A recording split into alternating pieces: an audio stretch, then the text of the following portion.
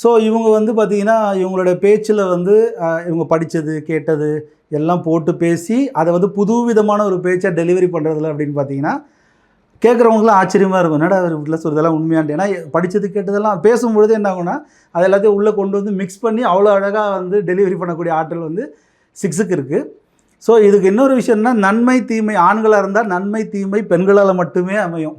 பொண்ணாக இருந்துச்சுன்னா நன்மை தீமை ஆண்களால் மட்டுமே அமையும் அப்படின்ற ஒரு ஒரு வைப்ரேஷனல் நம்பர்ஸ். எனக்கு தெரிஞ்சு இந்த வைப்ரேஷனே தப்பா இருக்கிற மாதிரி இருக்கு சார். ஏன்னா பெண்களுக்கு ஆண்கள்னால தான் பேட் வைப்ரேஷன்னா அது கொஞ்சம் இல்லை இருக்குது. ஏன்னா அது இந்த 6 இருந்துச்சுனாவே அது நடக்கும். சரிங்களா?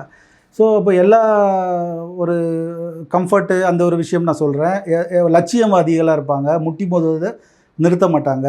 அழகை மிக விரும்பக்கூடிய நபர் அப்படின்னா மொத்த நம்பர்லேயே ஃபஸ்ட்டு 6 தான்.